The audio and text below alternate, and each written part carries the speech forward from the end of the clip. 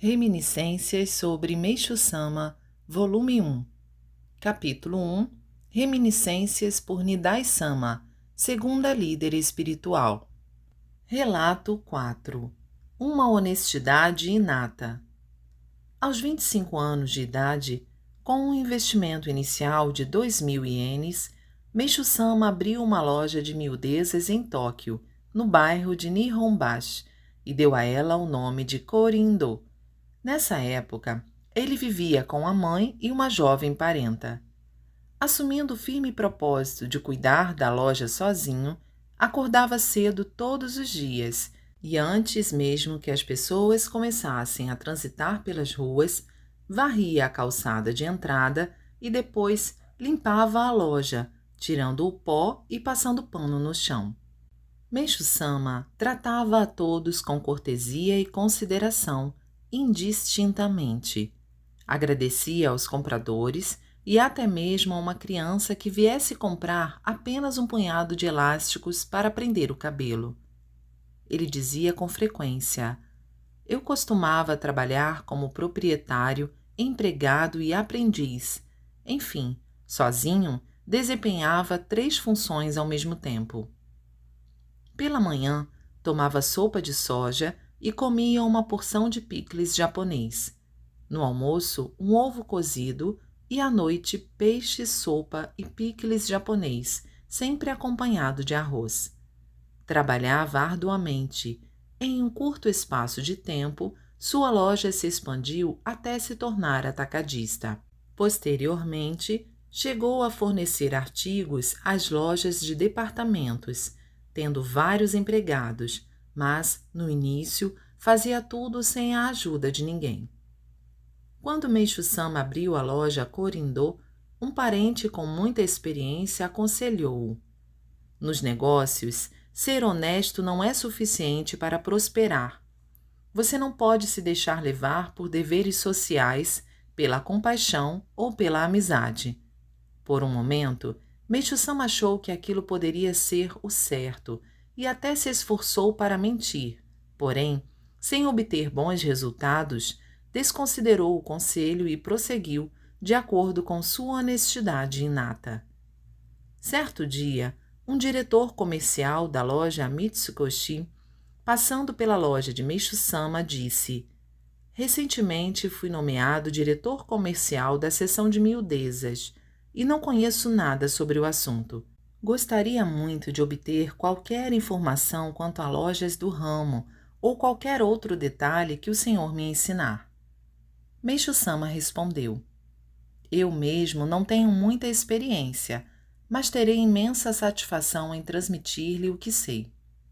Deu-lhe então detalhados esclarecimentos sobre as particularidades e especialidades de várias lojas de miudeza, apontando algumas que eram excelentes em design ou especializadas em certos artigos, indicando inclusive a loja mais apropriada para a compra de produtos específicos.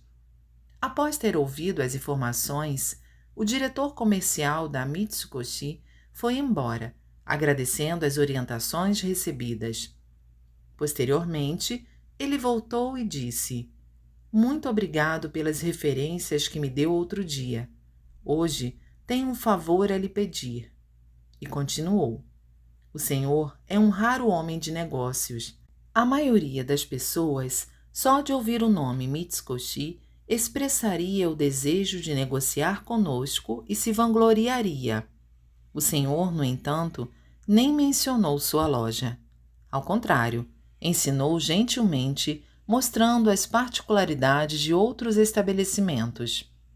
Essa não é uma atitude comum de um comerciante e fiquei muito impressionado com sua extraordinária personalidade. Gostaria que passasse a negociar conosco."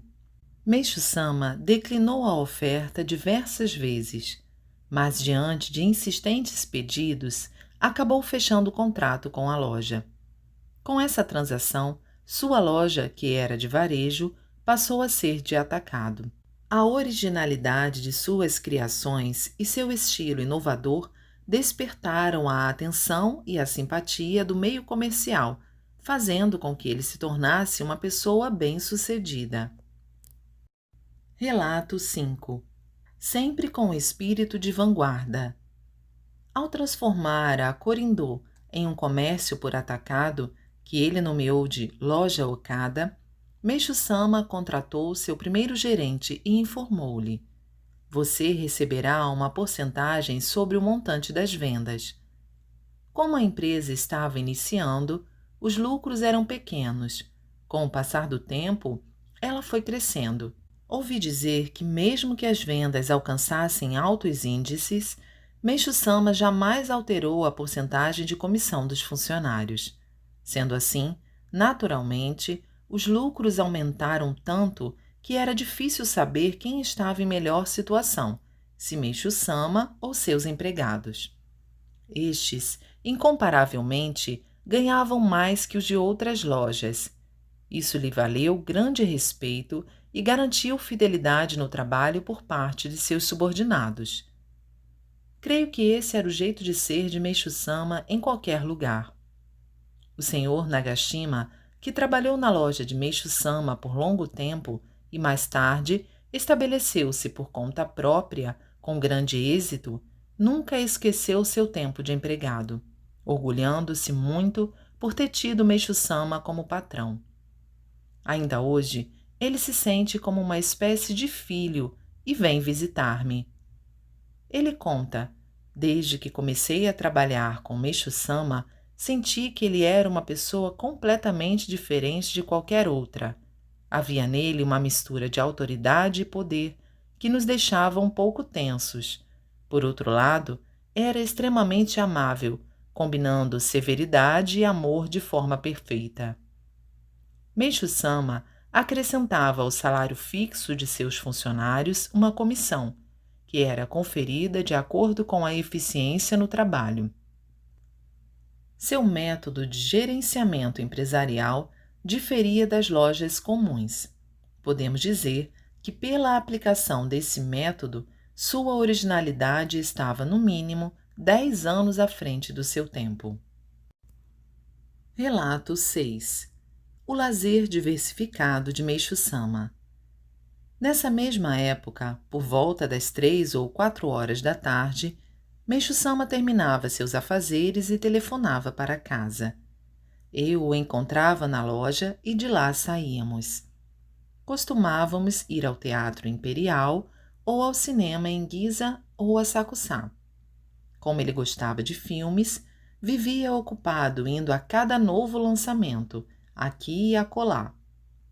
Naquela época, era bem moderno ver marido e mulher sair, caminhar ou divertir-se juntos. Assim, chamávamos muito a atenção das pessoas, o que me inibia às vezes. Contudo, Meixo-sama não se importava com o olhar dos outros. Nesse ponto, também podemos dizer que ele era uma pessoa extremamente moderna. Não consigo enumerar a quantidade de filmes ocidentais a que assistimos, mas foi enorme. Eu sempre me esqueço do que assisto, mas Meixo-sama lembrava-se de todos os detalhes, o enredo, o diretor, até mesmo os nomes dos atores. Embora, ocasionalmente, ele cochilasse durante a sessão, podia contar tudo sobre o filme, o que me faz acreditar que alguma parte de sua mente retinha esses detalhes. Enfim, uma das especialidades de Meixo-sama era cochilar.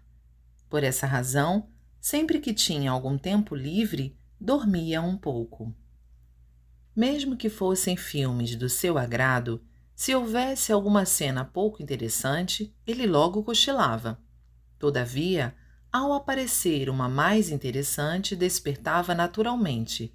Era assim que agia durante as projeções. Ele também observava atentamente os figurinos e acredito que tirava daí ideias que fossem úteis ao seu negócio. Portanto, dá para entender por que seu pensamento fluía tão rápido e incessantemente. Cheguei a pensar que Meixo-sama apreciava apenas o que fosse moderno, mas percebi que ele gostava de assistir ao grupo de teatro Gokuro, em Asakusa, que era tradicional, ou seja, Ele também assistia a peças populares. Se o espetáculo era engraçado, Meixo-sama chorava de tanto rir. Realmente, ele era muito espontâneo em suas atitudes. Enfim, divertia-se de maneira bastante diversificada, o que demonstra o quanto seus gostos eram variados, e acho que podemos dizer que ele era uma pessoa extraordinária. Já que as peças de teatro kabuki eram longas, ele não as assistia com muita frequência. Acredito que outra razão foi que depois de Danjuro Ishikawa, nunca mais houve um ator tão brilhante quanto ele. Meixo-sama ia frequentemente ao teatro em Tsukiji. Ele também admirava bastante a interpretação de atores com a força dramática do falecido ator Sadao Maruyama. Meixo-sama ouvia música ocidental com regularidade, mas não gostava muito das melodias tristes. Ele apreciava O Messias, Carmen, Aida, Guilherme Tell, Orfeu no Inferno, Danúbio Azul e diversas marchas. Quando ouvia essas últimas, ficava bastante empolgado e fiquei surpresa a primeira vez em que o vi com um sobrinho, marcando alegremente o ritmo da música com as mãos e os pés. Quando estreava uma nova peça de teatro ou alguma companhia de dança estrangeira se apresentava no Japão, ele era um dos primeiros a adquirir os ingressos. Obviamente, além de se deleitar com os espetáculos, apreciava a atmosfera do teatro. Para sua geração, era uma pessoa moderna e muito livre.